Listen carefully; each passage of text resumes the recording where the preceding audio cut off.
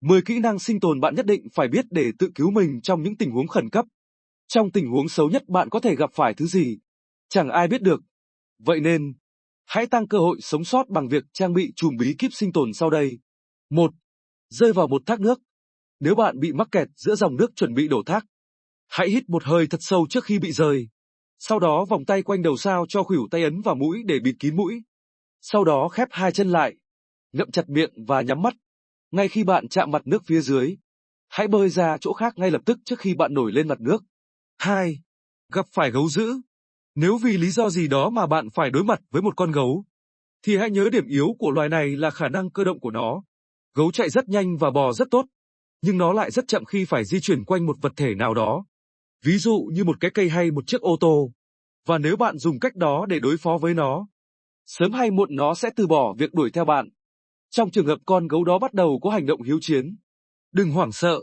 Nếu nó chỉ đang nhìn bạn, hãy đứng yên. Có thể nó đang không hiểu bạn là ai và bạn sẽ làm gì.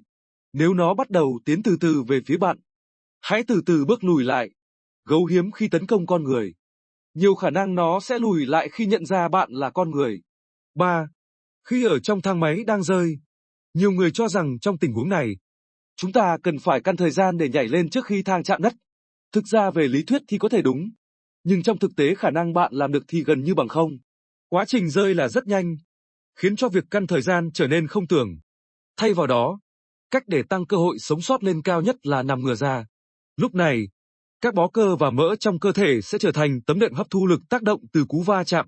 Trong trường hợp không thể nằm, ít nhất hãy ngồi xuống. Tư thế này không phải tốt nhất, nhưng cũng hiệu quả hơn so với lúc đứng. Vì cặp mông thân thương của bạn sẽ đóng vai trò giống như tấm đệm.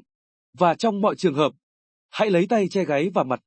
Để giảm bớt tác động đến hai yếu điểm trên chấm 4. Rơi vào dòng nước xiết. Đầu tiên, hãy nắm lấy bất cứ thứ gì ở xung quanh mình để tránh bị nước kéo đến vị trí nguy hiểm hơn. Ngay cả khi nước cạn, bạn cũng không nên đứng lên và đi bộ lên bờ bởi vì rất có thể bạn sẽ bị dòng nước kéo xuống một lần nữa. Thay vào đó, bạn nên cố bơi đến gần bờ nhất. 5. Phát hiện mùi cá hoặc mùi nước tiểu trong nhà mà không có lý do. Nếu bạn không thể tìm ra nguyên nhân của mùi lạ, có thể là do dây điện nóng chảy. Tình huống này có thể dẫn đến hỏa hoạn hoặc một vụ nổ. Lựa chọn tốt nhất là cắt điện cho đến khi tìm thấy nguyên nhân rõ ràng. 6. Khi bị tấn công từ phía sau. Một trong những cách hiệu quả nhất để đối phó với kẻ tấn công từ đằng sau, đó là dẫm chân. Cách này đặc biệt hiệu quả đối với phụ nữ đi giày cao gót. Chỉ cần dẫm với toàn bộ sức mạnh vào đầu ngón chân của kẻ đó là được. Lực dồn lên gót giày đủ để khiến xương ngón chân đứt gãy, khiến hắn khó lòng truy đuổi bạn hơn. 7. Cát lún. Khi bị cát lún, hãy dồn hết trọng lượng cơ thể lên một chân. Sau đó nhấc chân kia lên trên bề mặt cát. Đặt đầu gối lên mặt cát trong tư thế quỳ. Tiếp theo, hãy lấy điểm tựa là chân đang quỳ. Di chuyển dần chân đang bị lún ra khỏi khu vực đó. 8. Bị rắn cắn. Không giống như một số quan niệm sai lầm hay được nói đến, bạn không nên hút nọc độc, chườm lạnh, băng hoặc đốt vết thương. Bạn không nên chạm vào khu vực xung quanh vết thương, bởi vì việc đó sẽ làm nọc độc lan nhanh hơn khắp cơ thể. 9.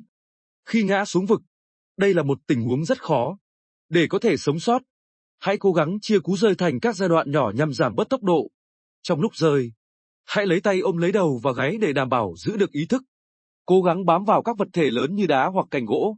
Chỉ cần giữ được một chút, bạn cũng đã chia nhỏ cú rơi thành công và tăng cơ hội sống sót lên đáng kể. 10. Cách lấy nước sạch. Đầu tiên hãy tìm một khu vực có đất tối màu hoặc ẩm ướt. Đó là dấu hiệu của mạch nước ngầm. Sau đó, hãy đào một cái hố rộng khoảng 60 cm, sâu 30 cm. Tiếp theo, lót đá ở đáy và cạnh hố để ngăn bụi bẩn khi nước chảy vào hố.